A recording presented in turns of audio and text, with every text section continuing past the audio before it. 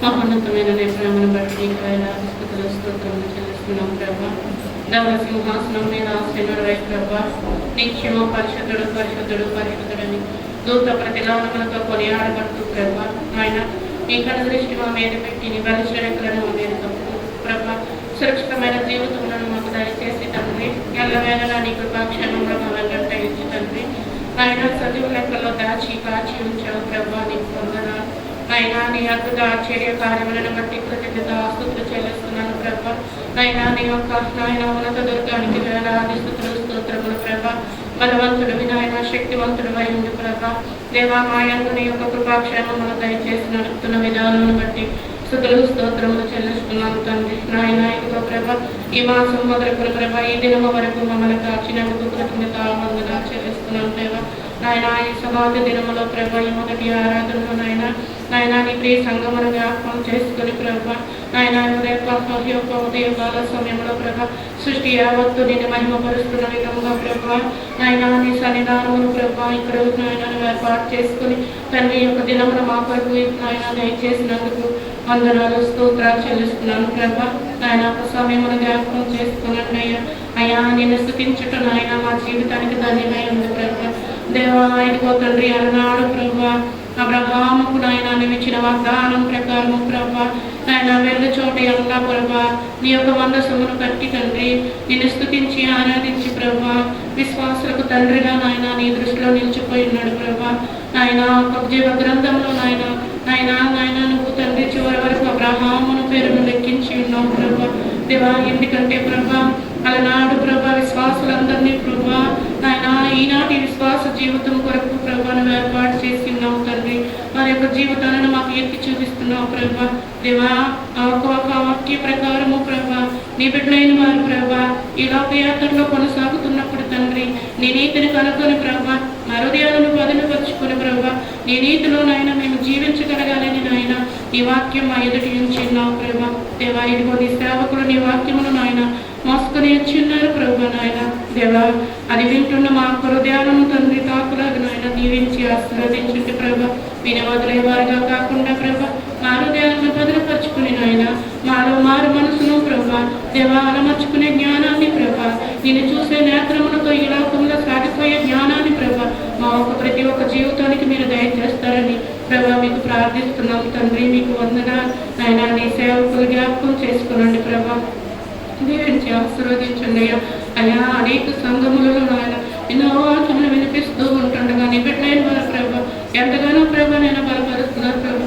ఆయన అతి వ్యక్తులుగా ఆయన మేము కూడా ప్రభా ఈ యొక్క వాక్యములు నీ సేవకులు చెప్తూ ఉంటుండగా మా హృదయాలు బదులుపరుచుకొని నేలాగా దీవించి ఆశీర్వదించండి.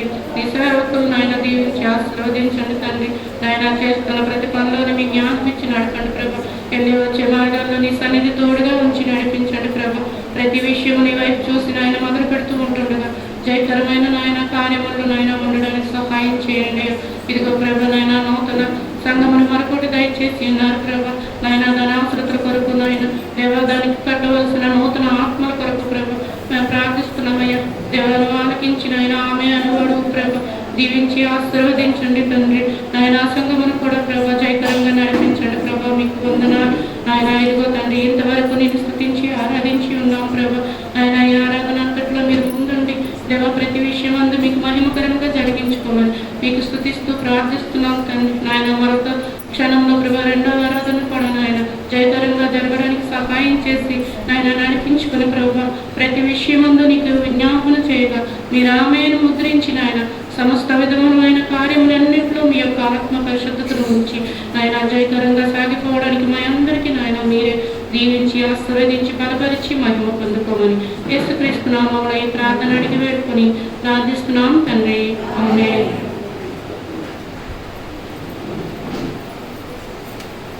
ప్రార్థన సామర్థ్య సహోదరి పొందాలండి దయతలు కూడా గుర్తువస్తున్న మనం చేస్తున్నాము. ఈ ప్రత్యేకమైన సమయం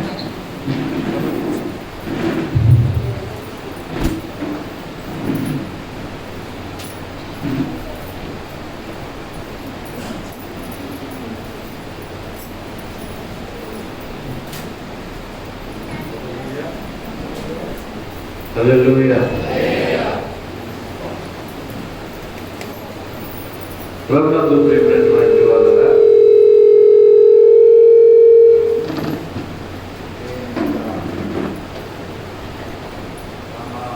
బట్టి మరలా మనమందరం కూడా ఈ యొక్క పరిశుద్ధ దినములో ఈ రీతిగా దేవుని ఆరాధించడానికి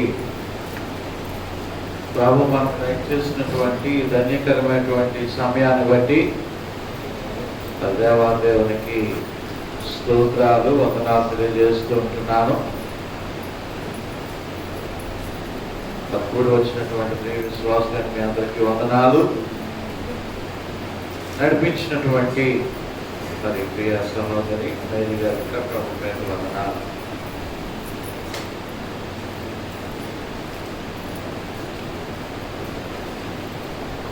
వాక్యాన్ని కొన్ని నిమిషాలు ధ్యానం చేసుకుందాం. గడిచినటువంటి 2 వారముల నుండి కూడా అబ్రహాము విశ్వాసులకు తండ్రిగా అబ్రహాము యొక్క జీవితముల గురించి మనము ధ్యానిస్తూ ఉంటున్నాం. అబ్రహామును అసలు ఎందుకు దేవుడు ఏర్పాటు చేసుకుని ఉన్నాడు అని మనము ఆయనలో ఉన్నటువంటి గుణలక్షణాలని మనము జ్ఞాపకం చేసుకుంటున్నాం. ఎంతమందికి గుర్తుందో లేదో తెలియదు కానీ మళ్ళా ఒకసారి నేను గుర్తు చేస్తున్నా. అబ్రహాము పిలుపుకి లోబడినటువంటి వాడు, దేవుని మాటకు విధేయత చూపించినటువంటి వాడు, విగ్రహారాధనను పితృపారంపర్యమైనటువంటి వ్యర్థ ప్రవర్తనను విడిచిపెట్టినటువంటి వాడు. రెండవ విషయాన్ని మనం చూస్తే అబ్రహాము ఉదారమైనటువంటి స్వభావము కలిగినటువంటి వాడు, ఏ మాత్రము కూడా స్వార్థాపేక్ష లేనటువంటి వాడు. తన తమ్ముని విషయంలో ఆ మొదటి అవకాశాన్ని తన తమ్మునికి ఇచ్చినటువంటి మహా ఉన్నతమైనటువంటి గుణములు కలిగినటువంటి వాడు. మూడవదిగా అబ్రహాము ధైర్యశాలి, యుద్ధశూరుడు. ఏ మాత్రము కూడా మరి పిరికితనము లేనటువంటి వాడుగా అబ్రహాముని మనము చూస్తూ ఉంటున్నాం. ఆ 318 మంది వారితో ఆ 4 రాజులు కలిసినటువంటి వారిని జయించినట్టుగా మనము చూస్తున్నాం. తదుపరి అబ్రహాము దమాషను జయించినటువంటి వాడిగా చూస్తున్నాం. ఫ్రీగా అన్యాయంగా వచ్చినటువంటి దాని గురించి, దోపుడు సొమ్ము గురించి ఆశపడలేదు. నేను కష్టపడతాను, దేవుడు నాకు తోడై ఉంటాడు అని ఒక గొప్ప నిరీక్షణ కలిగినటువంటి వాడిగా అబ్రహామును మనం చూసాం. అదే విధముగా మరి సమాధాన ప్రియుడిగా మనము చూసాం. కలహ ప్రియుడిగా మనము చూడలేదు. కలహాలు సృష్టించడానికి, దెబ్బలాటకి వెళ్ళడానికి, గొడవలు చేయడానికి ఇష్టపడలేదు. తన తమ్ముడైనటువంటి లోతుతో సమాధాన పడడానికే ఇష్టపడి ఉన్నాడు. ఈ యొక్క 5 లక్షణాలను కూడా గడిచినటువంటి వారములలో మనము ధ్యానం చేసుకుని ఉన్నాం. ఒకవేళ ఎవరైనా ఇంకా మరలా వాక్యాన్ని వినాలి అనేటువంటి మరి వాక్యాన్వేషకులు ఎవరైనా ఉంటే చక్కగా దేవుడు మనకి ఇచ్చినటువంటి భాగ్యము ఆ యూట్యూబ్లో ఉన్నాయి. అలాగే ఆ వాక్యాన్ని మీరు వినవచ్చు. ప్రభునందు ప్రియమైనటువంటి దేవుని బిడ్డలారా, 6వ విషయాన్ని నేను మీకు జ్ఞాపకం చేయాలని ఆశపడుతున్నాను. 6వ విషయము అబ్రహాము గొప్ప ప్రార్థనాపరుడు అనేటువంటి విషయాన్ని జ్ఞాపకం చేస్తున్నాను. అబ్రహాము గొప్ప ప్రార్థనాపరుడు. ప్రతి విశ్వాసికి అలవాటు పడవలసినటువంటిది ఏమిటి అంటే ప్రార్థనా జీవితము. ప్రార్థన లేనటువంటి జీవితం ఎలాగ ఉంటుందంటే, క్రైస్తవత్వం ఎలాగ ఉంటుందంటే నీరు లేనటువంటి మొక్క వలె ఉంటుంది. నీరు లేనటువంటి మొక్క ఎలాగైతే ఎదుగుతుందో నేను ప్రత్యేకంగా చెప్పనవసరం లేదు. అదే విధముగా ప్రార్థన అనేటువంటిది నీ జీవితాన్ని ఆశీర్వాదకరముగా, దీవెనకరముగా, మోడుబారకుండా, మొద్దుబారిపోకుండా, తగిన కాలమందు కాపునిచ్చి, బలమునిచ్చి, పచ్చగా ఉండేటువంటి వృక్షము వలె చేస్తుంది. అందుకే చాలా మంది జీవితాల్లో ప్రార్థన లేమి ఉండడము బట్టే అనేకమైనటువంటి అపజయాలను చూస్తూ ఉంటున్నారు. అనేక మంది సాతాను యొక్క శోధనలకు గురి అవుతూ ఉంటున్నారు. ప్రార్థన ద్వారా మనము నింపుకోవాలి, ప్రార్థన ద్వారా మనము శక్తిని పొందుకోవాలి, ప్రార్థన ద్వారా గొప్ప విజయాన్ని ప్రభు మనకి సమకూరుస్తాడు.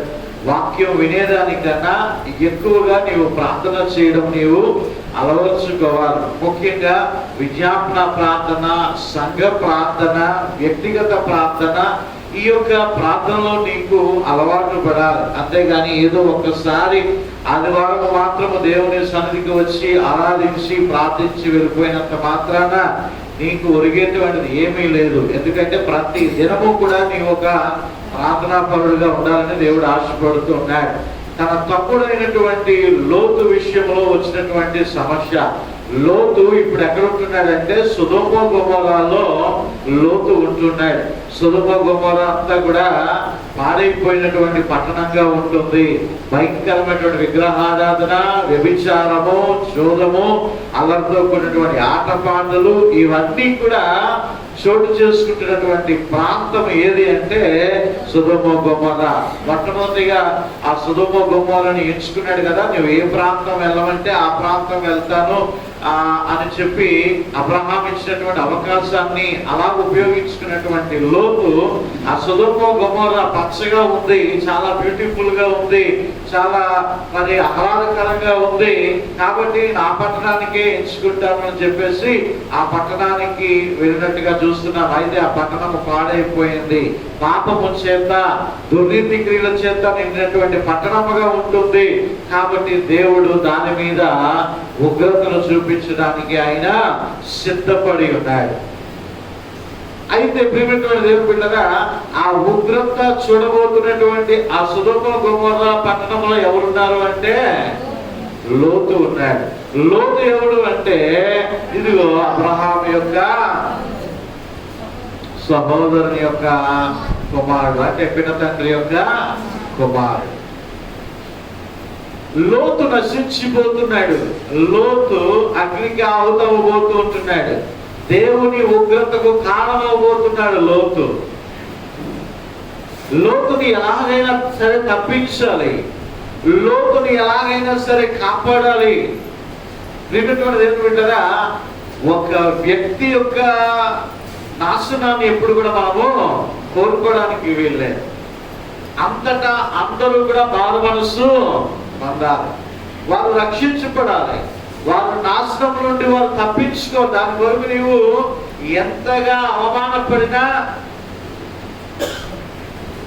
ప్రభువారు అంటారు కదా, ఆయన ధన్యతలు ఇస్తూ ఆ చివరిలో నా నిమిత్తము జనులు మిమ్మల్ని నిందించి, హింసించి, మీ మీద చెడ్డ మాటలలా పలికినప్పుడు మీరు ధన్యులు, మీరు సంతోషించుడి, ఆనందించుడి, పరలోకములో మీ ఫలము అధికమగును. హల్లెలూయా. మీరు అవమానం పొందినా, మీకు సిగ్గు కలిగినా, ఒకవేళ ఎవరైనా హేళన చేస్తారని మీరు భావించినా ఏ మాత్రము కూడా వెనకడుగు వేయొద్దు. సువార్త చెప్పేటువంటి విషయంలో, దేవుడు రక్షించాడు అని చెప్పేటువంటి విషయంలో, సాక్ష్యం చెప్పేటువంటి విషయంలో నీవు ఏ మాత్రం కూడా సిగ్గుపడవలసినటువంటి అవసరం లేదు. నీవు తలెత్తుకొని ధైర్యంగా నువ్వు చెప్పు. నువ్వు కల్పితం చెప్పటం లేదు, మంత్రాలు చెప్పటం లేదు, ఏ విధమైనటువంటి తప్పుడు ప్రచారాలు నీవు చేయటం లేదు. ఉన్నట్టుగా నీవు మాట్లాడుతున్నావు, నీ జీవితంలో జరిగినటువంటి గొప్ప విషయాలను తెలియజేస్తూ ఉంటున్నావు. అంతేగాని కళ్ళబొల్లి మాటలు కాదు. ఒక ఆయన చెప్తాడు టీవీలో, ఇదిగో నీవు లేచి నీ ఆహారాన్ని ఆవు దగ్గర పెట్టి ఆవు శుభ్రంగా తిన్న తర్వాత ఆవు తల మీద చెయ్యేసి నీ వెనకాల వెళ్ళి తోక పట్టుకొని తోక నెత్తి మీద పెట్టుకుంటే నీకు మహా యోగం కలుగుతుంది అని చెప్తూ ఉన్నాయి. ప్రియమైనటువంటి దేవుని బిడ్డలారా, నీకు అటువంటి మాటలు ప్రభు నీకు నేర్పించట్లేదు. ఇవి జీవపు మాటలు. ఈ జీవపు మాటలు కలిగినటువంటి నీవు నీ నోట్లోంచి కూడా వచ్చేటువంటి సాక్ష్యము జీవము కలిగినటువంటి సాక్ష్యము. హల్లెలూయా. ఈ జీవము కలిగినటువంటి సాక్ష్యము ఎదుటి వ్యక్తిలో ఉన్నటువంటి నిర్జీవమైనటువంటి క్రియలన్నింటినీ కూడా ఏం చేస్తుంది? చంపేస్తుంది. కాబట్టి నువ్వేం చేయాలా? ధైర్యంగా నశించిపోతున్నటువంటి వారికి నీవు సువార్తను ప్రకటించాలా, వారి గురించి నీవు ప్రార్థన చేయాలా, వారి గురించి నీవు అంగలార్చాలా. చూడండి, లోతు అబ్రహాము తన యొక్క పినతండ్రి కుమారుడు అయినను సరే అతని గురించి ఈ దినాల్లో చాలా మంది సొంత అన్న, సొంత తమ్ముడు, సొంత అక్క, సొంత చెల్లి రక్షణ లేకపోయినా పట్టించుకోలేనటువంటి వారుగా ఉంటున్నారు చాలా మంది దినాల్లో. వాడు ఎలా పోతే నాకే, వాడు ఏం తిన్నాడో ఏం తాగాడో నాకు అనవసరం, వాడు ఎలా బతుకుతున్నాడో నాకు అనవసరం, నేను బాగున్నాను, నా భార్య నా బిడ్డలు బాగున్నాము, మేము సేఫ్ జోన్ లో ఉన్నాము, మేము హ్యాపీ అని అనుకుంటున్నాం తప్ప అయ్యో నా తమ్ముడు నశించిపోతున్నాడు, అయ్యో నా తమ్ముడు ఆకలితో అలమటిస్తున్నాడు, అయ్యో నా అన్న వేదనలో ఉంటున్నాడు, అయ్యో నా సహోదరి ఎంత దుఃఖంలో ఉంటుందని పట్టించుకోలేనటువంటి వారు ఈ దినాల్లో ఎంతమంది ఉంటున్నారు. ప్రియమైనటువంటి దేవుని బిడ్డలారా, అబ్రహాము చూసి నేర్చుకోవాలా. వెళ్ళావు కదా నన్ను కాదని, మొట్టమొదటిగా నువ్వు పచ్చగా ఉందని చెప్పేసి ఎంచుకుని వెళ్ళిపోయావు కదా సొదొమ గొమొర్రా, మంచి పని అయ్యింది అంటలేదు. అక్కడ దేవుడు ఉన్నాడు నా పక్షముగా, అందుకే నీకు తీర్పు తీర్చాడు అనటం లేదు. అక్కడ దేవుని దగ్గరికి వెళ్ళి విజ్ఞాపన చేస్తున్నాడు, ప్రార్థన చేస్తూ ఉంటున్నాడు. అయ్యా నా తమ్ముడిని రక్షించండి అయ్యా. ఎంత గొప్ప ప్రార్థనా పరుడు. మొన్న మంగళవారం కూడా అనేకమైనటువంటి అంశాల గురించి ప్రార్థన చేయడానికి దేవుడు కృప చూపించాడు. ఎక్కడ మిషనరీలు, ఎక్కడ కొండలు, లోయలు, అనేకమైనటువంటి సంస్థల గురించి ప్రార్థన చేస్తాం, సువార్త గురించి ప్రార్థన చేస్తాం. నశించిపోయేటువంటి వారిగా వారిని రక్షించడం కోసం ప్రార్థన చేస్తాం. ప్రియమైనటువంటి దేవుని బిడ్డలారా, ఒక సంఘము ప్రార్థించేటువంటి సంఘముగా ఉండాలా, ఒక విశ్వాసి ప్రార్థించేటువంటి విశ్వాసిగా ఉండాలా, ఒక కాపరి ప్రార్థించేటువంటి కాపరిగా ఉండాలా. అప్పుడే ఆ ఫలవంతమైనటువంటి దీవెన ఆశీర్వాదము ఉంటుంది. నాశనమునకు జోగువారిని క్రీస్తు ప్రేమతో రక్షించును, నరకము నుండి మోక్షమునకు మార్గమేశని ప్రకటించును. నాశనమునకు జోగువారిని క్రీస్తు ప్రేమతో రక్షించును, నరకము నుండి మోక్షమునకు మార్గమేశని ప్రకటించును. నేను వెళ్ళువారిని పంపెదా, నేను వెళ్ళువారిని పంపెదా, కొండలైనా గోడలైనా యేసుతో కొండలైనా గోడలైనా యేసుతో కొనసాగేదా, యేసులో కొనసాగేదా, యేసుతో కొనసాగేదా, యేసులో కొనసాగేదా, యేసుతో కొనసాగేదా. గురియొద్దకే పరుగిడుచుంటి క్రీస్తుని పిలుపుతో అవమానము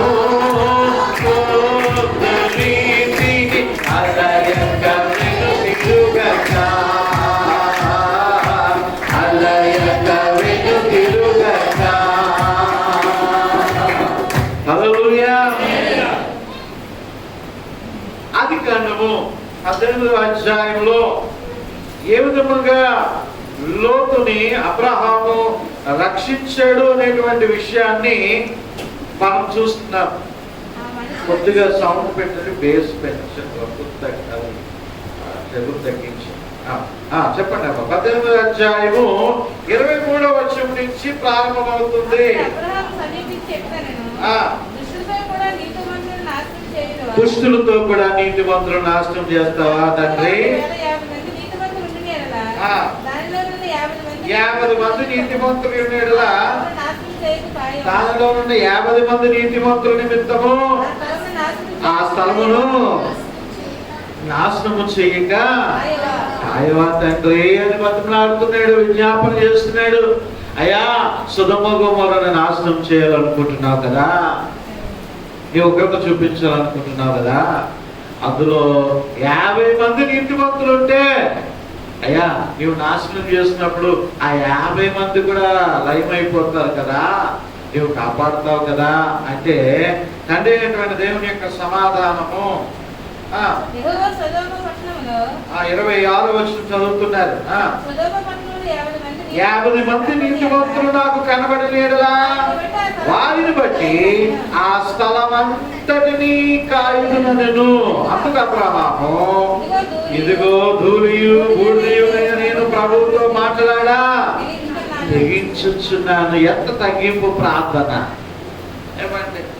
ప్రభు దగ్గర మనము బ్రతిమలాడవలసిందే, కమాండింగ్లు పనికిరావు.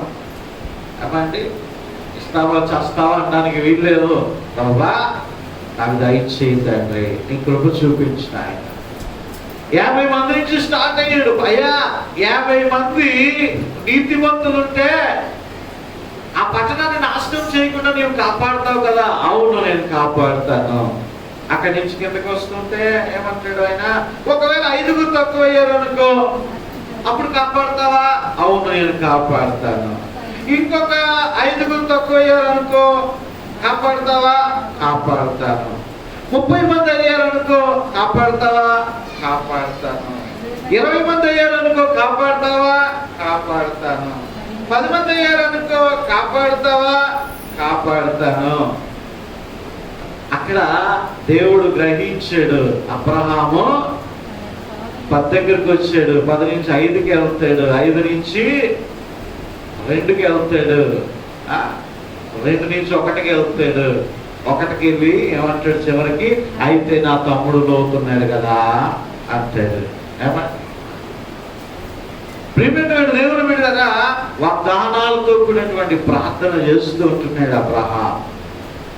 అయితే అబ్రహాము ప్రార్థన దేవుడు అంగీకరించాడు.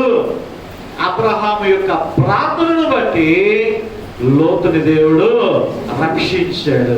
ఆ భయంకరమైనటువంటి అగ్ని గంధకముల నుండి దేవుడు లోతుని కాపాడాడు. లేనటువంటి లోతు కుటుంబాన్ని కాపాడాడు.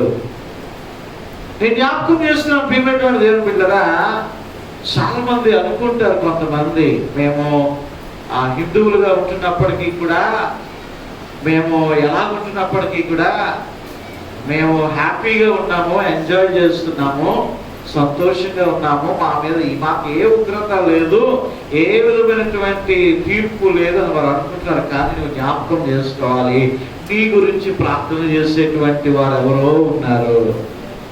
నీ గురించి ప్రార్థన చేసేటువంటి వారు నీ కుటుంబంలో ఉన్నారు.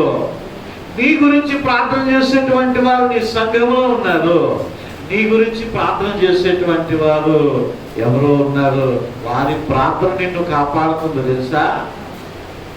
వారి ప్రార్థన నీ కుటుంబానికి ఆశీర్వాదకరంగా ఉంటుంది తెలుసా.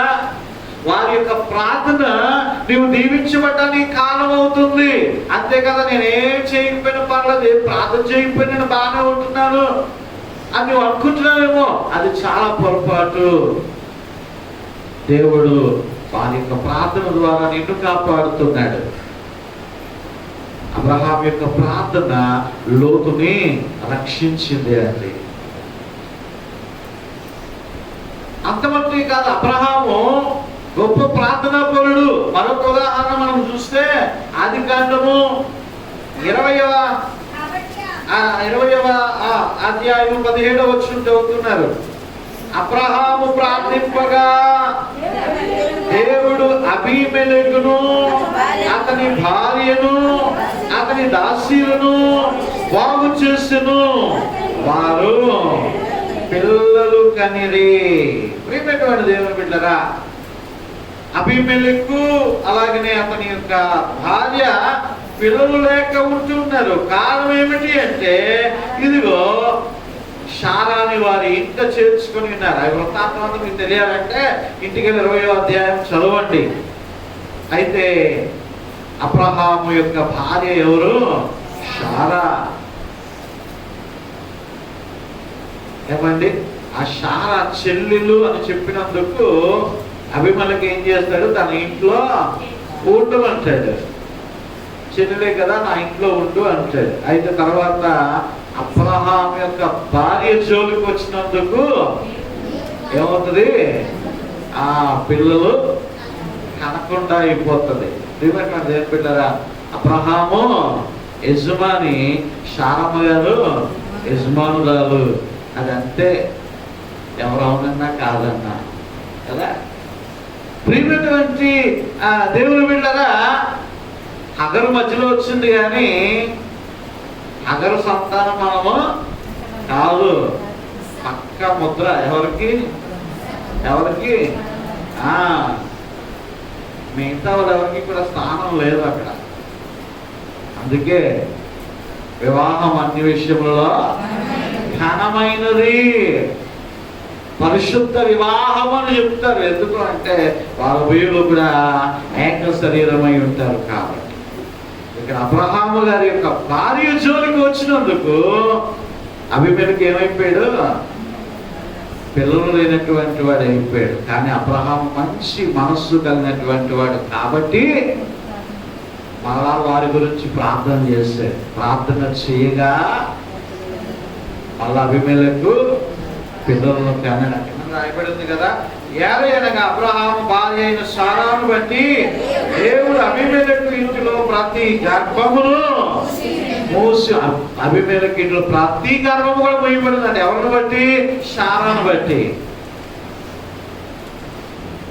ప్రియమైనటువంటి దేవుని బిడ్డలరా, అందుకే మనం కూడా అనవసరంగా శారమ్మ గారిని ఏమనకూడదు. శారమ్మ గారిని కూడా అబ్రహాం గారికి ఇచ్చినటువంటి ప్రియారిటీ శారమ్మ గారికి కూడా ఇవ్వాలి. ఇక్కడ మనం జ్ఞాపకం చేసుకుంటే ఇదిగో అబ్రహాము మరలా ప్రార్థన చేయగా బిడ్డలు కలిగి ఉన్నారు. అంటే ఒక విధంగా స్వస్థత వరములు కలిగినటువంటి వాడు అబ్రహాము. హల్లెలూయా. అబ్రహాం యొక్క ప్రార్థన దేవుడు విన్నాడు.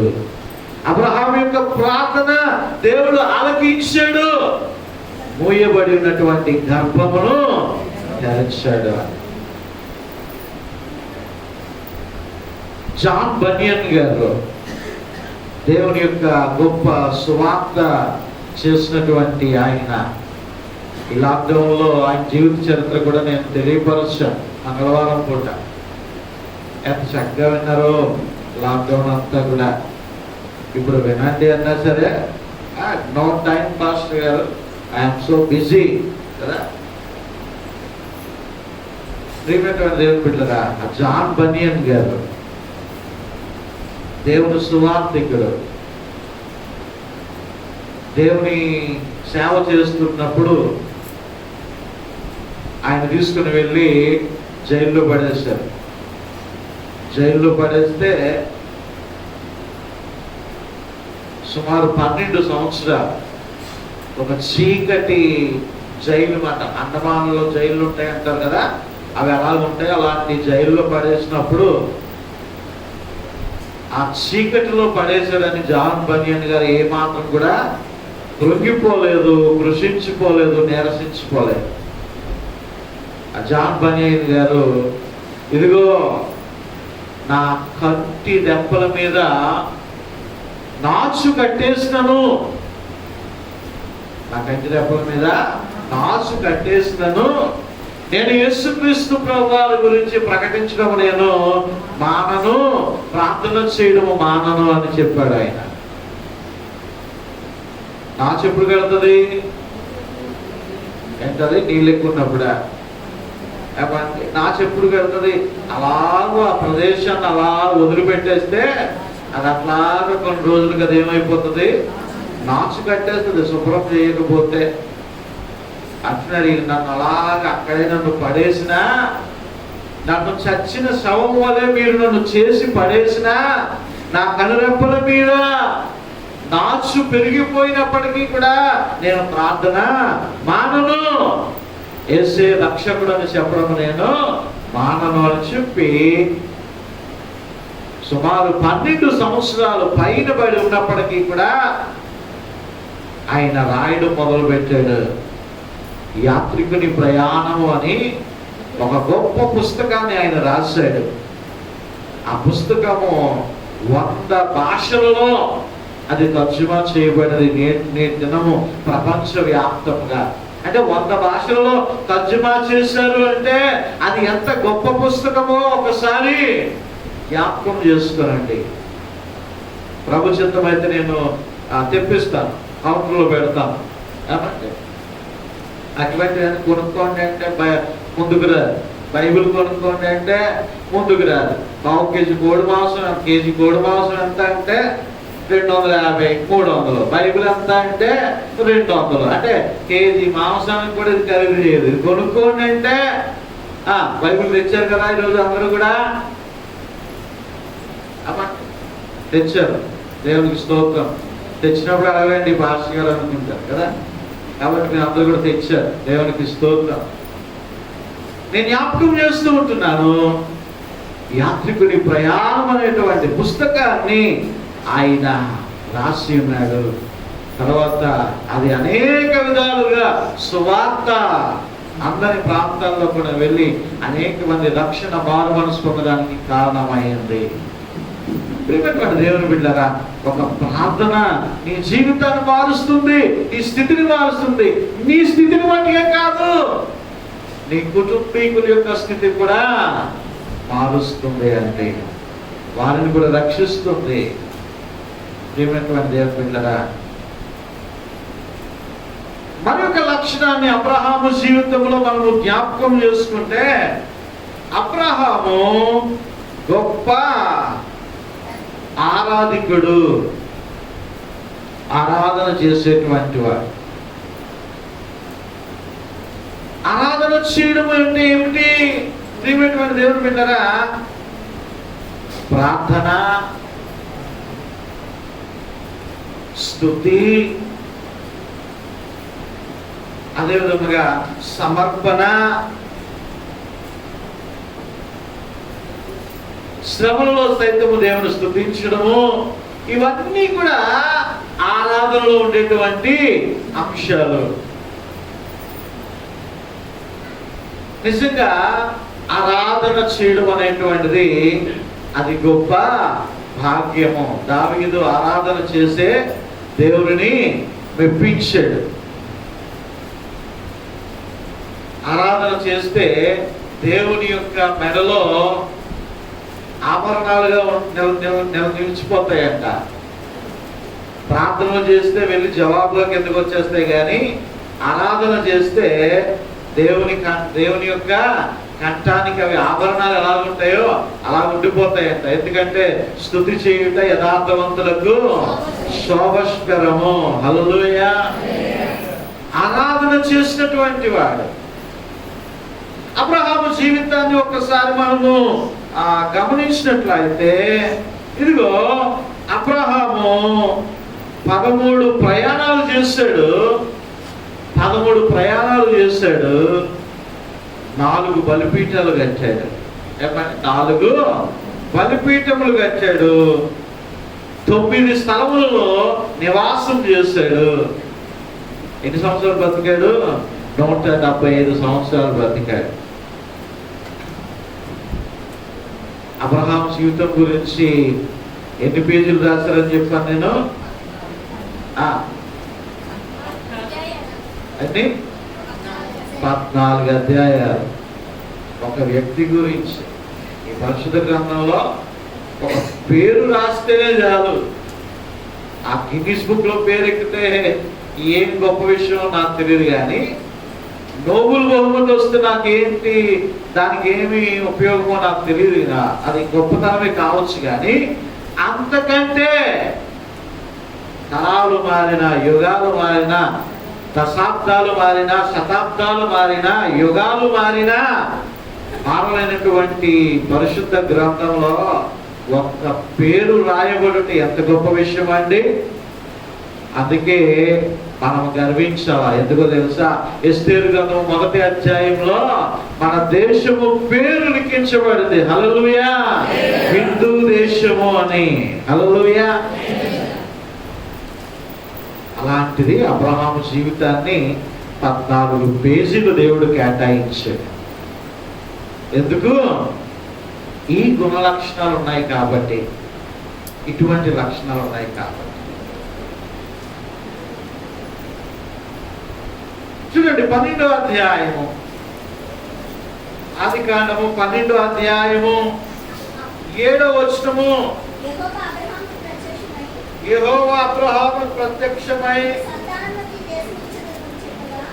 నీ సంతానమునకు ఈ దేశం ఇచ్చేదని చెప్పగా అతడు తనకు ప్రత్యక్షమైన యెహోవాకు ఒక బలిపీఠమును కట్టెను.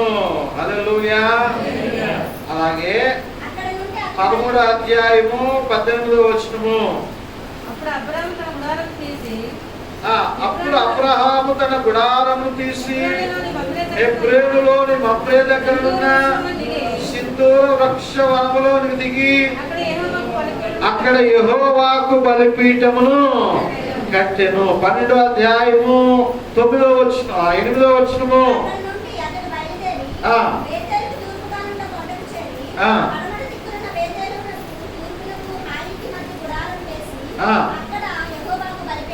అక్కడ యెహోవాకు బలిపీఠము ప్రార్థన చేసెను. ఇంకో బలిపీఠం ఎక్కడ? 22వ అధ్యాయము 9వ వచనము.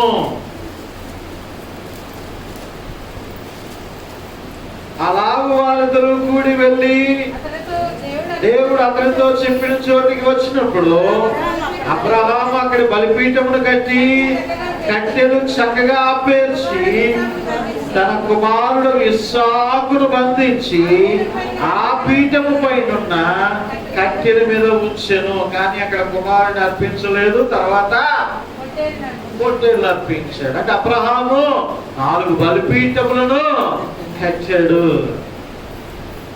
దేవుని మందసాన్ని నీవు ఏర్పాటు చేసుకోవాలి. దేవానికి కోటి కోటి శతకోటి వందనాలు, శతకోటి స్తోత్రాలు, శతకోటి అని చెప్పేసి మనము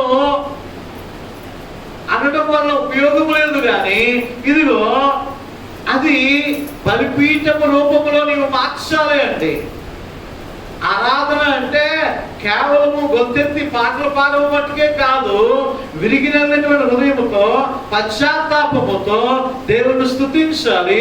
రెండవదిగా సమర్పణ జీవితము కలిగి ఉండాలి. ఇదిగో ఆ రోజు బలి అర్పించడానికి హేబేలు ఏం చేశాడు? తన దగ్గర ఉంటున్నటువంటి, తన మందలో ఉంటున్నటువంటి శ్రేష్టమైనటువంటి, క్రొవ్వినటువంటి, మంచి ఆరోగ్యకరంగా ఉంటున్నటువంటి ఆ యొక్క గొర్రెను తీసుకొని వచ్చి బలి అర్పిస్తూ ఉంటున్నాడు. శ్రేష్టమైనటువంటిది ప్రభువుకి అర్పించుట ద్వారా మన యొక్క బలిపీఠమును ఆయన అంగీకరిస్తాడు. అండి ఆయన ఆగ్రహిస్తాడు. దేవుని బిడ్డలారా, ఆరాధన అంటే స్తుతి ఆరాధన ఒక ఎన్నిక పెట్టేస్తాం అంతే. అంటే కేవలం ఆరాధించి చక్కగా పాటలు పాడేసి చక్కగా చప్పట్లు కొట్టేసి చక్కగా దేవుని గణపరిచేసి ఊరుకోవడం కాదు ఆరాధన. అంటే ఆరాధనలో మొట్టమొదటిగా హృదయపూర్వకమైనటువంటి స్తుతి ఉండాలి. రెండవదిగా హృదయపూర్వకమైనటువంటి సమర్పణ కూడా ఉండాలి. అండి అబ్రహాము చేతులు జోడించేసి, దేవా నీకు స్తోత్రము తండ్రి, నాకు సంతానాన్ని ఇస్తా అన్నావు, నీకు వందనాలు అయ్యా, నా కుమారుని రక్షించావు, నీకు వందనాలు, నాకు ఆహారం ఇచ్చావు, నీకు వందనాలు అని చెప్పేసి ఊరుకోవటం లేదు. కట్టెలు పేర్చి ఒక పొట్టేలు తీసుకుని వచ్చి దేవునికి ఒక బలిపీఠము కట్టి దేవునికి ఆరాధన చేస్తూ ఉంటున్నాడు. దేవుని బిడ్డరా, నీవు సమర్పణ పూర్తమైనటువంటి ఆరాధన చేస్తున్నావా, లేదా పెదాలతో మట్టుకు ఆరాధన చేస్తున్నావా? ఒకసారి నీవు జ్ఞాపకం చేసుకోవాలి. హృదయపూర్వకమైనటువంటి ఆరాధన అనేటువంటిది దేవుడు ఇష్టపడుతున్నాడు అనేటువంటి విషయాన్ని నీవు జ్ఞాపకం చేసుకోవాలని ప్రభు పేరిట మనవి చేస్తున్నారు. ముఖ్యంగా అబ్రహాములో ఉన్నటువంటి గొప్పతనం ఏమిటంటే, కల్దీల దేశంలో దేన్ని ఆరాధించేటువంటి వాడు? విగ్రహాలను ఆరాధించేటువంటి వాడు, విగ్రహాలకు నమస్కరించేటువంటి వాడు, విగ్రహాలను గణపరిచేటువంటి వాడు. కానీ ఇప్పుడు జీవము కలిగినటువంటి దేవుని ఆరాధిస్తూ ఉంటున్నాడు. హల్లెలూయా. వాటికి పెట్టేటువంటి వాడు నైవేద్య, వాటికి పెట్టేటువంటి వాడు ఏమంటే నిజానికి ఎంత ధనాన్ని ఖర్చు పెడుతూ ఉంటారో కదా విగ్రహారాధనకి. ఏమి వెనకాడు, తక్కువ తీసులోకి ఇచ్చేస్తూ ఉంటారు.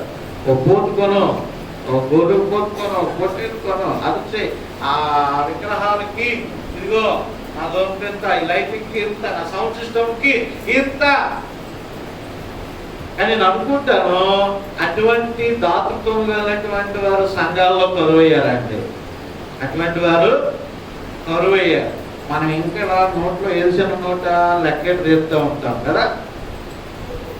జీవము లేనటువంటి దేవుణ్ణి మహిమపరచడానికి, ఏమన్నా జీవము లేనటువంటి వారిని కనపరచడానికి, వాటిని చూపించడానికి, ఎత్తైనటువంటి విగ్రహాలు కట్టడానికి అనేకమైనటువంటివి ఖర్చు పెడుతున్నారే.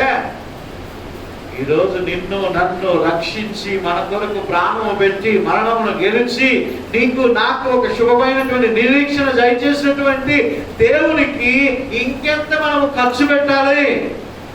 ఖర్చు పెట్టినంత నీది కాదు సుమా, ఆయన ఇచ్చిందే. హల్లెలూయా. పాట మట్టుకు పాడతాం కదా, నాదంటూ లోకాన ఏది లేదయ్యా, ఒకవేళ ఉందంటే నీకు నువ్వు ఇచ్చిందే కదా ప్రభా, అందుకే నీకు ఇవ్వను ప్రభా అంటారు చాలా మంది. నువ్వు ఇచ్చిందే కదా ప్రభా, మళ్ళీ నీకేమిస్తాను అనుకుంటారేమో. ఆరాధన అంటే పెదవులతో మట్టుకు చేసేటువంటిది మాత్రమే కాదండి, సమర్పణతో కూడినటువంటి ఆరాధన. అది అబ్రహాము జీవితంలో ఉంది. విగ్రహాలను ఆరాధించేటువంటి వాడు, నైవేద్యాలు పెట్టేటువంటి వాడు, అనేకమైనటువంటి సమర్పించేటువంటి వాడు, అనేకమైనటువంటి ఆచరించేటువంటి వాడు. ఇప్పుడు ఆచరించట్లా, జీవం కలిగినటువంటి దేవుని కొరకు బలిపీఠములు కడుతూ ఉంటున్నాడు, బలులు అర్పిస్తూ ఉంటున్నాడు, దేవునికి స్తుతి స్తోత్రాలు చెల్లిస్తున్నాడు. దేవుడు వాటిని అంగీకరిస్తున్నాడు.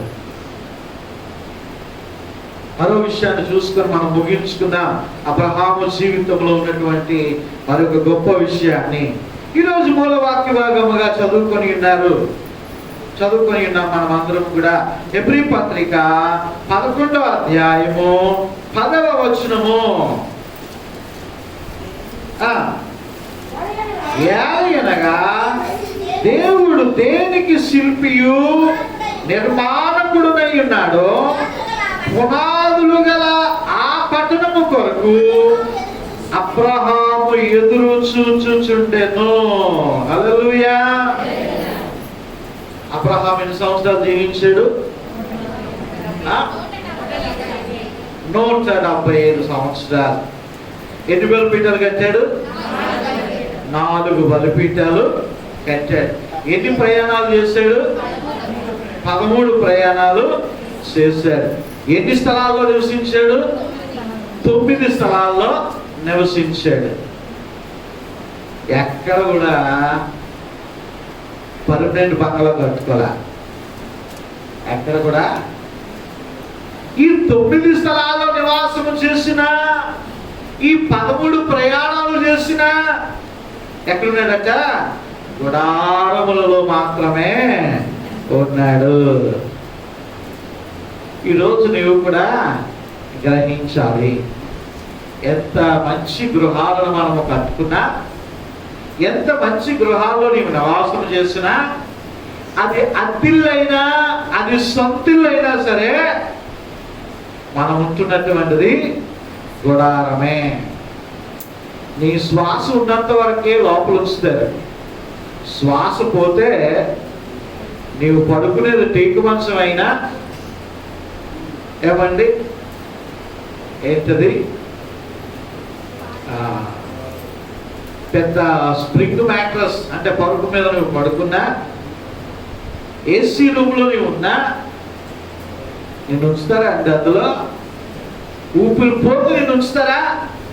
ఎన్ని రోజులు పడుకోబెడతారు అలాగే నా మనసు మీద? వెంటనే ఏం చేస్తారు? బయట తీసేస్తారండి. అయ్యో నేను ఇన్ని డబ్బులతో కలిపి కట్టుకున్నానే, ఎంత ఆస్తిపాస్తులు సంపాదించానే. మా తాతగారి విషయంలో, శాఖ మహాలక్ష్మి గారి విషయంలో ఒక మిస్టరీ జరిగింది. మీకు ఎవరికి కూడా చెప్పలేదు ఎప్పుడు కూడా. ఆయన కొత్తపేట పూజారిపాలెంలో ఆయన మాస్టర్ గారు, అప్పుడులో మాస్టర్ గారు, ఆయనకి పెద్ద సంతానం. అప్పుడు ఉన్న స్థలాలను బట్టి, మనుషులను బట్టి ఈ రిజిస్ట్రేషన్లు ఇవేమి కూడా లేవు కదా. అప్పుడు పల్లెటూరులో ఏమీ లేవు. ఎవరు కలపాస్తే ఆయనదే, ఎవరు దడికెడితే ఆయనదే కదా. తర్వాత రాను ఏమైందంటే జనాలు పెరిగిపోయి ఈ రూల్స్, రెగ్యులేషన్స్, రిజిస్ట్రేషన్లు, పట్టాలు, పాస్బుక్లు ఇవన్నీ వచ్చాయి. కానీ ఆయన అయితే చాలా పెద్ద స్థలాన్ని ఆయన సంపాదించారు. ఆయన 7 సంతానం ఆయనకి. వాళ్ళ అమ్మగారు ఒకరే సంతానము, ఈయన వాటికి 7. దేవుడు అలాగే ఆశీర్వదించారు. నాన్నగారు పెద్ద ఆయన. మొన్న 2వ ఆరాధనకు వచ్చినటువంటి వారు మా అత్తయ్య 5వ ఆవిడ. ప్రియమైనటువంటి దేవుని బిడ్డరా, అయితే మరి ఆయన ఆజానుభవుడు మా తాతగారు శాఖ మహాలక్ష్మి గారు. మీలో చాలా మంది కూడా తెలుసు, పురాతనమైనటువంటి సభ్యులు. అయితే ఆయన మరణించారు, చనిపోయారు. బాబునంగిగా ఆయన నోరిపితే చాలండి బండబూతులు, బూతులు, ఎన్ని బూతులు మాట్లాడేటువంటి ప్రభు ఆయన రక్షించు. హల్లెలూయా. అమ్మగారు ద్వారా నాన్నగారి నుంచి అక్కడి నుంచి అలా మొత్తం మీద సువార్త అనేటువంటిది అండి ఎలాగైనా వెళ్ళిపోతుంది. నువ్వు అందించడమే తరువాయి. రేడియో పెట్టుకుని వాక్యం అలా వింటుండేటువంటి వారు మొత్తం మీద దేవుడు ఆ రేడియో ప్రసంగాల ద్వారా ఆయనకి చక్కని మారు మనసు దయచేసేది. అయితే ఆయన చనిపోయిన తర్వాత మేము అందరం కూడా వెళ్ళాము. నేను ఆ భూస్థాపన తర్వాత వచ్చేసాను. అయితే ఆ పెద్ద స్థలం కాబట్టి మాది చుట్టూ పెద్ద కంచె. ఆ ఇంటి పక్కన ఆయనకి ఇష్టం ఈ స్థలం, ఆయన సంపాదించుకోవడానికి నేను ఏం చేశానంటే మా పెద్ద బాబాయ్యలు, మా అన్నయ్యలు వీళ్ళందరూ ఆలోచించి అక్కడ సమాధి చేసేసాం ఇంటి పక్కనే. అప్పుడు అది కమలపాకే, ఆ పాక పక్కనే సమాధి చేసేసాం. క్రైస్తవ సాంప్రదాయం ప్రకారంగానే సమాధి చేసేసాం. అయిపోయింది, అన్నీ అయిపోయింది. నేను లెఫ్ట్ అయిపోయాను. నాకు అన్నీ నా పని అంతవరకే, మళ్ళీ వెంటనే వచ్చేస్తాను ఏ పని అయినా సరే. అయితే అది జరిగిన తర్వాత రాత్రి 9 గంటలకి ఎంఆర్ఓ గారు వచ్చారు. వచ్చి మీరు ఇక్కడ సమాధి ఎందుకు చేశారు? ఈ గ్రామస్తులందరూ ఒప్పుకోవట్లేదు, ఇక్కడ చేయడానికి వీలు లేదు అంటే. అది కాదు బాబు, ఇది కాదు బాబు, మన ఫ్యామిలీ వాళ్ళు ఎంతో బతుకోలేరట, ఎంతో చెప్పారంట, ఎంతో చేశారంట, కానీ దేనికి కూడా వాళ్ళు ఒప్పుకోలేరు. ఏం చేస్తారు తెలుసా? దాని మళ్ళా తవ్వి మళ్ళా దాని బయటికి బాక్స్ని తీసి మట్టి, బంక మట్టి, ఉండపోత వర్షం అయినా సరే ఆ రాత్రి 9 గంటలకి ఆ ప్రాంతంలో దాన్ని చీకటి అయిపోయిన తర్వాత ఆ తవ్వి ఆ బాక్స్ మళ్ళీ బయటికి తీసి మళ్ళా ఆ గ్రామానికి కేటాయించినటువంటి ఆ స్థలంలో మా పొలం ఉంది, మా చిన్నది ఏదో పొలం, అక్కడ దాన్ని పాతి పెట్టడం జరిగిందట. ప్రేమైనటువంటి దేవుని పిల్లగా నేను ఎందుకు ఈ మాట తెలియజేస్తున్నా, చాలా బాధ. ఇప్పటికీ అది మాకు బాధే. మనం ఈ భూమి మీద ఎంత సంపాదించినా, ఎన్ని గృహాలను సంపాదించినప్పటికీ కూడా మనం చనిపోయిన తర్వాత మన ఇంట్లోనే ఉంచరాట, తీసుకెళ్ళిపోయి దూరాన్ని పెట్టేస్తారు. అయితే అబ్రహాముకి ఇచ్చినటువంటి నిరీక్షణ దేవుడు నీకు నాకు కూడా ఇచ్చాడు. ఏంటంట, ఇదిగో ఏలయనగా దేవుడు శిల్పియు. కాబట్టి మీరు పరమ డాక్టర్ అంటారు కదా, శిల్పియు నిర్మాణకుడు ఇంగ్లీష్ లో ఏమంటారు? ఇంజనీర్. హల్లెలూయా. ఈయన ఎవరట? పరమ ఇంజనీరు. పరలోకానికి ఇంజనీర్ ఎవరట? ఎవరి డైరెక్షన్ లో కట్టారట? మాట్లాడేమంటే అలా కూర్చుంటారు. ఎవరు? ఆయన నాయకత్వంలో ఆయన ఇంజనీర్ గా ఉండి ఆయన కట్టించినటువంటి ఆ గృహము కొరకు నిరీక్షణ కలిగినటువంటి వాడు ఎవరు? అబ్రహాము. హల్లెలూయా. అబ్రహాము ఇప్పుడు ఎవరు? ఆ కింద రాయబడింది చూడండి, 16వ వచనం అమ్మా.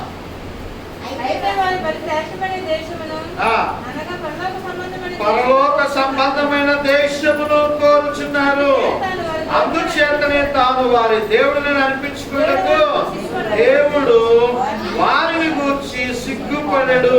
ఎరయనగా ఆయన వారి కొరకు ఒక పట్టణమును సిద్ధపరచున్నాడు. హల్లెలూయా. ఎవరి కొరకు? అబ్రహాము కొరకు. ఎవరి కొరకు? ఇస్సాకు కొరకు. ఎవరి కొరకు? యాకోబు కొరకు. ఎవరి కొరకు? కిరణ్ కుమార్ కొరకు. ఎవరి కొరకు? నీ కొరకు. ఎవరి కొరకు? నా కొరకు. ఒక పట్టణాన్ని ఆయన నిర్మించి సిద్ధము చేసి ఉన్నాడు. హల్లెలూయా. అందుకే పౌలు గారు అంటారు, భూమి మీద ఉన్నటువంటి ఈ గుడారము శిథిలమైపోయినను చేతి పని కాక నిత్యమైనదిను శాశ్వతమైనటువంటి గుడారము మనకు ఉన్నదని మనము ఎరుగుదుము. హల్లెలూయా. ఈ గుడారములో భారము మోసుకొని మనము మూలుగుచున్నాము అంటాడు ఆయన. మూలుగుచున్నాము అంటే హల్లెలూయా. పునాదులు కలిగినటువంటి పట్టణం అంట అది. అంటే ఇండైరెక్ట్ గా మనం ఏం చెప్తున్నాడు? ఇది పునాదులు లేని పట్టణం. ఇది ఎప్పుడైపోతుందో తెలియదు. ఎంత మంచి బిల్డింగ్ అయినా సరే 100 సంవత్సరాలు, 80 సంవత్సరాలు, 70 సంవత్సరాలు అపార్ట్మెంట్ వాళ్ళకి అగ్రిమెంట్ ఇస్తారు కదా, తర్వాత ఏమైపోతుంది? పెచ్చుదారిపోతూ ఉంటుంది. కానీ శాశ్వతమైనటువంటి పునాదులు కలిగినటువంటి పట్టణం ఒకటి ఉంది. అందులో నీకు స్థానం ఉందా? అందులో నీవు వెళ్ళిపోతావా? డైరెక్ట్ గా యేసు రక్తంలో నీవు కడగబడ్డావా? పరిశుద్ధపరచబడ్డావా? నీ పాపపు క్రియలు, దుష్ట క్రియలు, దుర్మార్గతలు విడిచిపెట్టావా? వ్యసనాలు విడిచిపెట్టావా? నీ తప్పుడు చూపులు, తప్పుడు చేష్టలు విడిచిపెట్టావా? అవన్నీ విడిచిపెడితేనే అక్కడికి వెళ్తావు. అబ్రహామును నువ్వు చూస్తావు. హల్లెలూయా. అందుకే అబ్రహాము విశ్వాసులకు తండ్రి అయ్యాడు అండి. అందుకే ఎస్జే బెర్క్మన్స్ గారు పాడతారు, నా సొంత దేశము పరలోకమే నేనెప్పుడు చూస్తాను, నా సొంత దేశము పరలోకమే నేనెప్పుడు చూస్తాను, ప్రతిదినం వేచియున్నా, నే ప్రతిదినం వేచియున్నా, ప్రతిదినం వేచియున్నా. ప్రతిదినం వేచి ఉన్నా పరలోకమే నా మాట పరిశుద్ధమే నా శ్వాస పరలోకమే నా మాట పరిశుద్ధమే నా శ్వాస భూమి నుండేది కొద్ది కాలమే భూమి నుండేది కొద్ది కాలమే యేసునికే సువిశేషముకై యేసునికే సువిశేషముకై పరలోకమే నా మాట పరిశుద్ధమే నా శ్వాస పరలోకమే నా మాట పరిశుద్ధమే నా శ్వాస. హల్లెలూయా. ఈ భూమి మీద ఉన్నంత కాలం కూడా మనం ఎవరమాట పరదేశులము యాత్రికులమై ఉంటున్నాము. అబ్రహాము టార్గెట్ ఏంటట పరలోక రాజ్యము పునాదులు గల పట్టణము. ఈ భూమి మీద ఎందుకయ్యా ఇన్ని భక్తి విశ్వాసాలు ప్రార్థనలు ఈ యొక్క ఉపవాసాలు ఇవన్నీ దేని కొరకయ్యా అంటే నా బిడ్డల వివాహం కొరకండి ఉద్యోగం కొరకండి వ్యాపారం కొరకండి ఇల్లు కొరకండి దాని కొరకండి దీని కొరకండి కాదు. దేని కొరకు నిన్ను నీవు శుద్ధి చేసుకుంటూ పరలోక రాజ్యంలో స్థానం సంపాదించుకోవడం కోసం. ఈ 3 విషయాలు ఈరోజు మనం నేర్చుకుని ఉన్నాము. ఇది అబ్రహాము గొప్ప ప్రార్థనా పరుడు. రెండో విషయాన్ని అబ్రహాము గొప్ప ఆరాధికుడు. అబ్రహాము యాత్రికుడు పరదేశి. మనమందరం కూడా యాత్రికులము పరదేశులముగా ఉంటున్నాము. అబ్రహాంలో ఉన్నటువంటి గొప్ప లక్షణాలు అలవర్చుకుని దీవించబడదాం. మనము కూడా ఆ శాశ్వతమైనటువంటి పట్టణంలో మనం ప్రవేశిద్దాం.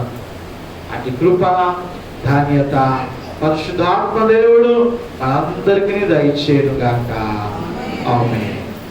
చెవులు గలవాడు ఆత్మ స్వరమును వినును గాక. ఆమేన్. నా ప్రాణ ప్రియుడా యేసు రాజా 565వ పాట పాడుతూ ఉంటుండగా కానుకలను సేకరించుకుందా. పర్వతులటువంటి సహోదరి మరి కృపమ్మ గారు అదేవిధంగా తాతారావు గారు కానుకలు సేకరించాలని మనం చేస్తున్నాము. అదేవిధంగా పి లక్ష్మి గారు కూడా మన గాజుల మీద పి లక్ష్మి గారు Thank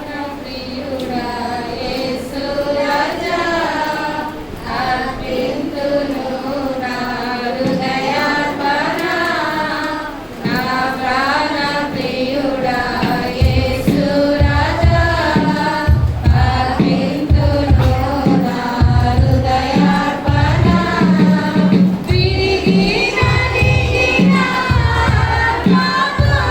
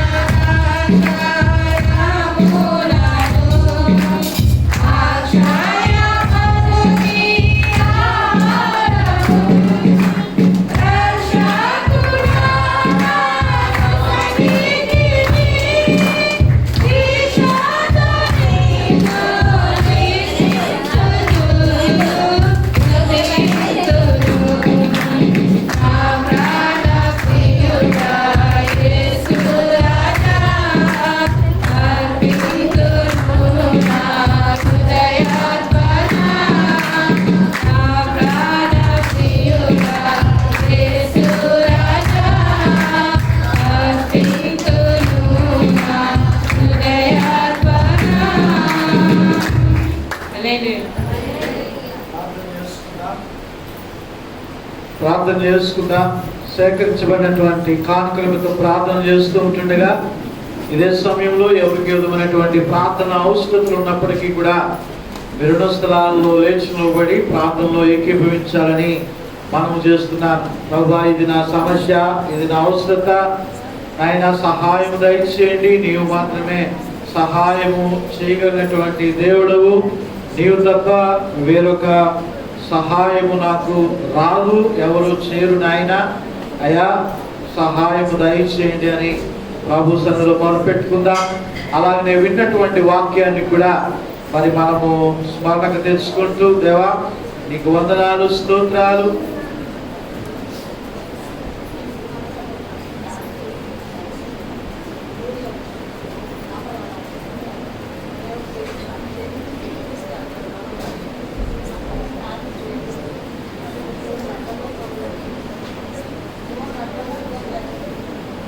ప్రార్థన చేద్దాం ప్రభు సన్నిధిలో. అబ్రహాం జీవితం గురించి ధ్యానం చేస్తున్నాం. అవును ప్రభువా, అబ్రహాంలో ఉన్నటువంటి ఆ యొక్క ప్రార్థనా జీవితాన్ని, అబ్రహాంలో ఉన్నటువంటి ఆ యొక్క ఆరాధనా జీవితాన్ని, అబ్రహాంలో ఉన్నటువంటి ఆ శుభకరమైనటువంటి నిరీక్షణను ప్రభువా తండ్రి మాకు దయచేయండి తండ్రి. ఎందుకంటే అబ్రహాము వారసులముగా మేము ఉంటున్నాం, అబ్రహాము నీతికి వారసులుగా మేము ఉంటున్నాం. అటువంటి గుణ లక్షణాలు మా తండ్రి అయినటువంటి అబ్రహాము మూల పురుషుడు కాబట్టి ఆ లక్షణాలు మేము కూడా కలిగి ఉండడానికి సహాయము దయచేయండి అని ప్రభు సన్నిధిలో విశ్వాసముతో ప్రార్థన చేసుకుందాం. అనేక మంది బిడ్డలు అనారోగ్యంతో ఉంటున్నారు, వారందరిని బట్టి కూడా జ్ఞాపకం చేసుకున్నాం. మరి తేజస్వి అనేటువంటి ఆ చిన్న బిడ్డ అనారోగ్యంతో ఉంటున్నది, టైఫాయిడ్తో బాధపడుతూ ఉంటున్నారు. అదేవిధంగా రెడ్డి సత్యవతి గారు అనారోగ్యంతో ఉంటున్నారు. మరి స్వస్థపరచబడినట్లుగా ప్రార్థన చేద్దాం. అలాగే సహోదరి మహేశ్వరి అనేటువంటి ఆ ప్రియ సహోదరి బలహీనముగా ఉంటున్నారు, ప్రభు స్వస్థపరచినట్లుగా మరి ప్రార్థన చేద్దాం. ఇంకా బలహీనమైనటువంటి బిడ్డలను జ్ఞాపకం చేసుకుందాం. దేవుడు కనికరము చూపి ఆదరించి దేవుడు స్వస్థపరచినట్లుగా ప్రార్థన చేద్దాం. ప్రియమైన మా పరలోకపు తండ్రి, ఘనమైన దేవా, యేసయ్యా మీకు స్తోత్రాలు, వందనాలు. ఎంతవరకు నీవు అనుగ్రహించినటువంటి జీవాహారం బట్టి నీకు వందనాలు. అబ్రహాంలో ఉన్నటువంటి తండ్రి నాయన యొక్క గుణ లక్షణములను మేము కూడా అలవరుచుకుని ఆయన తండ్రి నాయన ఆ నీతికి వారసులముగా మేము కూడా ఉండటకు సహాయము దయచేయండి. గొప్ప దేవుడువు, సజీవుడువు, సంపూర్ణుడువు తండ్రి నాయన. అయా తండ్రి నాయన అబ్రహాము, ఇస్సాకు, యాకోబు మా దేవుడుగా నీవు ఉంటున్నావు అయ్యా తండ్రి, మీకు వందనాలు. ఆ వరుసలో ఆ లిస్ట్ లో మమ్మల్ని కూడా నిలవబెట్టావు తండ్రి, నీకు వందనాలు తండ్రి. ఆ గొప్ప యోగ్యత, ఆ గొప్ప ధన్యత మేము కూడా కాపాడుకుంటూ అంతము వరకు తండ్రి నమ్మకమైనటువంటి జీవితాలను ప్రభువా మేము జీవించి నాయన ప్రభువా మా శాశ్వత పట్టణములో ప్రభు మేము చేరు పర్యంతము నాయన నీ కృప, నీ కనికరము కాపరించి నడిపించాలని మనము చేసుకుంటున్నామయ్యా. యేసయ్యా మీకు స్తోత్రాలు, వందనాలు. ఇదిగో తండ్రి నాయన ప్రార్థిస్తూ ఉంటున్నా నీ సన్నిధిలో ప్రభువా లేచి నిలబడి ఉన్నారు, మోకరించి ఉన్నారు, ఆయా రీతిగా ప్రార్థిస్తూ ఉంటున్నారు. ప్రార్థన చేస్తున్నటువంటి ప్రతి బిడ్డను కూడా ప్రభు మీరు సంధించండి, ప్రభు మీరు ముట్టి స్వస్థపరచండి. అయా అనారోగ్యాలతో బాధపడుతూ ఉంటున్నారు, పేరు చదివినా ఇంకా ప్రభు తండ్రి నాయన అప్పన్న, అలాగే లక్ష్మి, అదేవిధంగా తండ్రి ప్రభు నాయన సూర్యుడమ్మ గారు, అదేవిధంగా తండ్రి ప్రభు నాయన తండ్రి నాయన లూదియమ్మ గారు, తండ్రి నాయన ప్రభు తండ్రి బిడ్డలందరూ బట్టి కూడా ప్రార్థన చేస్తున్నాం. సహాయం దయచేయండి, కృప చూపించి నడిపించండి. అదేవిధంగా తండ్రి నాయన తండ్రి మీరు స్వస్థపరిచి మీరు లేవనెత్తండి నాయన. అయా ఆర్థిక ఇబ్బందుల నుండి, కుటుంబ సమస్యల నుండి ప్రభు మీరు లేవనెత్తి బలపరిచి స్థిరపరచండి నాయన. సమృద్ధిని దయచేయండి తండ్రి నాయన. యేసయ్యా మీకు స్తోత్రాలు, వందనాలు. ఇదిగో తండ్రి ప్రభు ప్రతి విధమైనటువంటి బలహీనతల నుండి ప్రభు మీరు విడుదల దయచేయండి, ప్రతి విధమైనటువంటి అస్వస్థతల నుండి ప్రభు మీరు విడుదల దయచేయండి. ఇదిగో తండ్రి ప్రభు అనారోగ్యంతో తండ్రి గత వారము బాధపడినటువంటి బిడ్డలను ప్రభు మీరు ముట్టి మీరు స్వస్థపరిచారు, నీకు వందనాలు. ఈ సన్నిధికి తోడుకొని వచ్చినందుకు నీకు వందనాలు. ఇదిగో భోగేశ్వరైనటువంటి ఎవరి బిడ్డను బట్టి ప్రార్థన చేస్తున్నాం. బిడ్డలు మీరు స్వస్థపరిచి నీ మందిరానికి తోడుకొని వచ్చారు, నీకు వందనాలు. ఇంకా బలహీనమైనటువంటి బిడ్డలను ప్రభు మీరు స్వస్థపరిచి మీరు లేవనెత్తండి తండ్రి నాయన. అయా మీకు స్తోత్రాలు, స్తోత్రాలు, వందనాలు. అదేవిధంగా తండ్రి ప్రభు ఏ లక్ష్మి గారి యొక్క తండ్రి నాయన ఆ యొక్క తన సహకారిగా వచ్చినటువంటి ఆ బిడ్డను బట్టి కూడా ప్రార్థన చేస్తున్నాం. తన యొక్క బిడ్డ కూడా ప్రభు బలహీనముగా ఉంటుండగా ఆ బిడ్డను కూడా మీరు ముట్టి స్వస్థపరచండి. యేసయ్యా మీకు స్తోత్రాలు వందనాలు. నిన్ను స్వస్థపరిచి యెహోవాను నేనే సెలవిస్తున్నావు తండ్రి నాయన. అయా మీరు కృప చూపించండి, కనికరించండి నాయన. బాగు చేయు దేవుడా నీకు స్తోత్రాలు వందనాలు. సమాధాన పరచు దేవుడా నీకు స్తోత్రాలు వందనాలు. ఆపత్కాలంలో ఆదుకునేటువంటి ప్రభువా నీకు స్తోత్రాలు వందనాలు. సహాయము దయచేయండి, కృప చూపించండి నాయన. కనికర సంపన్నుడా నీకు స్తోత్రాలు స్తోత్రాలు వందనాలు తెలియజేసుకుంటున్నామయ్యా. అయా నీ గొప్ప నామానికే మీకు స్తోత్రాలు వందనాలు. ఇదిగో తండ్రి ప్రభు ప్రార్థన చేస్తుంటున్నాం తండ్రి నాయన. తండ్రి నీ సన్నిధిలో గుప్పులను విప్పి నీకు అర్పణ అర్పించినటువంటి నీ ప్రియబిడ్డలందరినీ కూడా దీవించండి. వారి వ్యాపారాలను, వారి ఉద్యోగాలను, వారి ఆర్థిక సంపత్తిని సమస్తమును ప్రభు నాయన మీరు దీవెనకరముగా ఆశీర్వాదకరముగా మీరు ఉంచి మీరు నడిపించాలని మనం చేస్తున్నాం. ఏ బిడ్డ పస్తు లేకుండా, కొరత లేకుండా ప్రభు నాయన దీవించబడడానికి సహాయం దయచేయండి. అయా నీకు స్తోత్రాలు వందనాలు. అయా నాయన ప్రభు ఈ కానుకల పరిచయను సహకరించినటువంటి నీ ప్రియబిడ్డలను, వారి కుటుంబాలను కూడా మీరు దీవించి ఆశీర్వదించాలని మనం చేసుకుంటున్నాం. అయా తండ్రి ప్రార్థన చేస్తున్నాం తండ్రి. నీ యొక్క ప్రియబిడ్డలు తండ్రి నాయన ప్రభు నాయన మా సంఘానికి తండ్రి నాయన విశ్వాస తండ్రి స్త్రీల యొక్క పునాది ఉంటున్నది నాయన ప్రభు నాయన. అయా తండ్రి నాయన, అయా తండ్రి మేరే చాలా సమయాలు బట్టి ప్రార్థన చేస్తున్నాం. అయా నిన్నటి దినాలు తండ్రి నాయన ఆ బిడ్డ తండ్రి ప్రభు మరణించినటువంటి నీ యందు నిద్రించినటువంటి దినములు ప్రభు నాయన కుటుంబము జ్ఞాపకము చేసుకుంటూ ఉంటాడుగా అయా వారి యొక్క సంతానం అంతటిని కూడా మీరు ఆశీర్వదించండి. వారి యొక్క బిడ్డలను ఆశీర్వదించండి, వారి కుటుంబాలను ఆశీర్వదించండి, వారి మనవలను మనవరాలను మీరు ఆశీర్వదించండి తండ్రి నాయన. అయా తండ్రి నీతి కలిగి తండ్రి నాయన, యథార్థత కలిగిన ఆయన నీ పరిచర్య తండ్రి నాయన తండ్రి తల్లి గారు చేసి ఉంటుండగా తండ్రి నాయన ఆ బిడ్డ యొక్క దీవెన ఆశీర్వాదము ఆ కుటుంబం అంతులపై మీరు వచ్చినందుకు నీకు వందనాలు స్తోత్రము తండ్రి నాయన. ఇంకా అత్యధికమైనటువంటి దీవెన ఆశీర్వాదాలు అదే కుటుంబంపై మీరు ఉంచి మీరు నడిపించాలని మనం చేసుకుంటున్నాం. అయా తండ్రి నీకు వందనాలు. గర్భఫలములతో ఉన్నటువంటి సహోదరులను మీరు ఆశీర్వదించండి, దీవించండి. శ్రేష్టమైనటువంటి తండ్రి ప్రభా దీవెన ఆశీర్వాదములను ప్రభా గర్భఫలములను మీరు దయచేయండి. కానీ గర్భఫలములకు ఆశీర్వాదం చూస్తున్నటువంటి బిడ్డలకు కూడా కృప కనికరముచ్చి మీరు నడిపించండి తండ్రి. యేసయ్యా మీకు స్తోత్రాలు వందనాలు. మరి ఒక మారు తండ్రి నాయన మీ దక్షిణ హస్తముతో నీతి అను నీ దక్షిణ హస్తముతో నేను నిన్ను ఆదుకొందును అని ప్రభు వాగ్దానం చేస్తున్నావు. ఆ వాగ్దానంలో ప్రభు అందరి జీవితంలో ప్రభు మీరు నెరవేర్చి తండ్రి నాయన మీరు సమాధానపరిచి క్షేమం ఇచ్చి ఆరోగ్యం ఇచ్చి ఐశ్వర్యం ఇచ్చి సదాకాలము మాకు తోడుగా ఉండి మీరు నడిపించాలని సమస్త మహిమ ఘనత ప్రభావం మీ నామానికి ఆరోపించుకుంటూ క్రీస్తు ప్రభువు వారి యొక్క అతి పరిశుద్ధమైనటువంటి నామమును బట్టి ఈ ప్రార్థన అడుగుతూ ఉంటున్నాము తండ్రి. ఆమేన్. సంఘ ప్రకటనలు చేయబడను.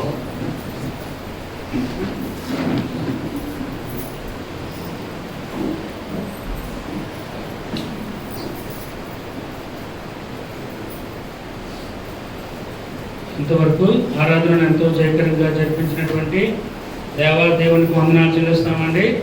సంఘ ప్రకటనలు ఆరాధన అనంతరము యవన బిడ్డల కూడిక ఉండును. యవన బిడ్డలు అందరూ ఉండి దేవుని మహిమపరచాలని మనం చేస్తున్నామండి. మరి యొక్క యవన బిడ్డల కూడికలో కృతజ్ఞతార్పణల పండుగ సందర్భంగా మరి పాటల ప్రాక్టీస్ ఉండును. మరి గమనించాలని మనం చేస్తున్నాం. అలాగనే ఉదయకాల సమయం 10 గంటల నుండి 11:30 వరకు రెండో ఆరాధన జరిగినండి. మంగళవారం సంఘ ప్రార్థనా దినము మధ్యాహ్నం 2 గంటల నుండి మరి సాయంకాలం 4 గంటల వరకు మరి మన ఆలయంలోనే జరుగును. మరి సంఘమంతియు మరి గమనించి మరి రావాలని మనం చేస్తున్నామండి. శుక్రవారం ఉపవాస ప్రార్థనా కూడిక మధ్యాహ్నం 2 గంటల నుండి మరి సాయంకాలం 4 గంటల వరకు ఉండను. మరి అలాగనే వచ్చే ఆదివారం మరి యథావిధిగా ఉదయకాల సమయం 7:30 మరి మొదటి ఆరాధన ఉండను. అలాగనే ఉదయకాల సమయం 10 గంటలకు మరి రెండో ఆరాధన ఉండనండి.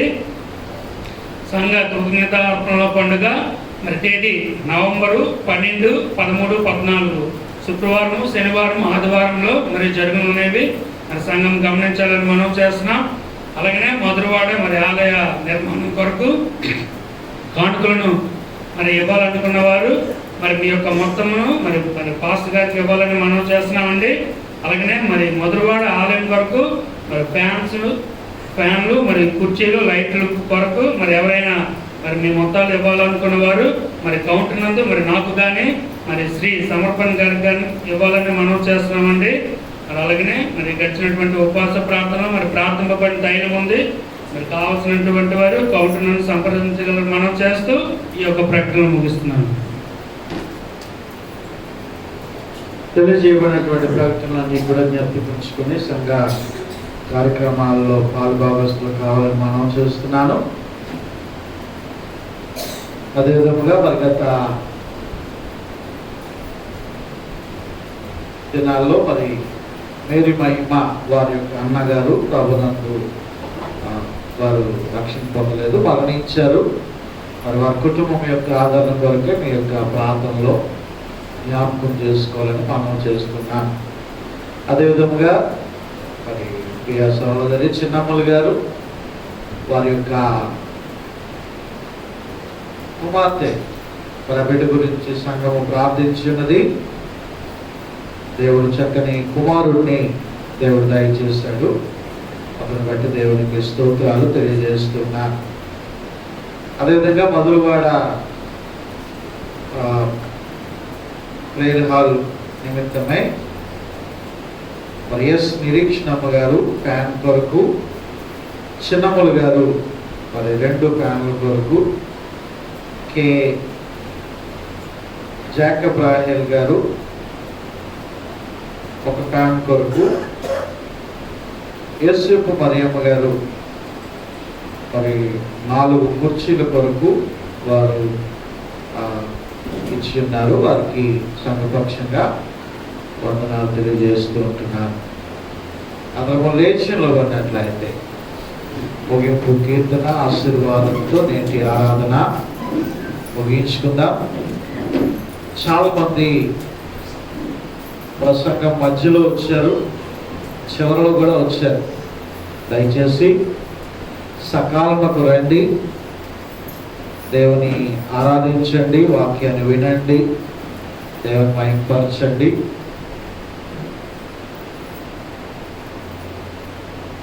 యూట్యూబ్లో మళ్ళా మీరు మొత్తము ప్రసంగాన్ని మళ్ళా మీరు వినండి, ఆ దైవాశీర్వాదాలు పొందుకోవాలని మనం చేస్తున్నాం. అలాగే పాటలు పాడేటువంటి యవన బిడ్డలు ఉన్నారు, ముఖ్యంగా సహోదరులు మరి అమ్మాయిలు. దయచేసి వారు ఉండండి,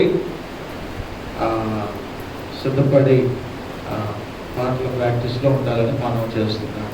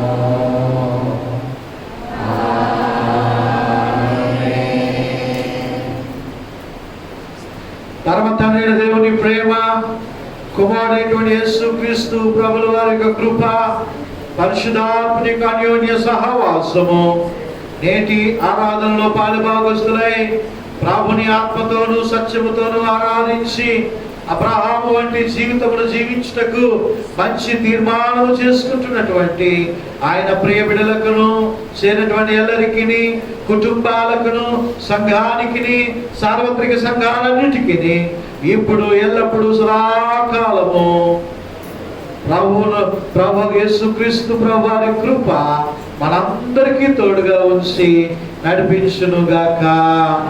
ఆమేన్. అందరికీ వందనాలు అండి. దేవుడు మిమ్మల్ని దీవించునుగాక. ఆమేన్. దయచేసి అందరూ కూర్చోవాలని మనం చేస్తున్నాను.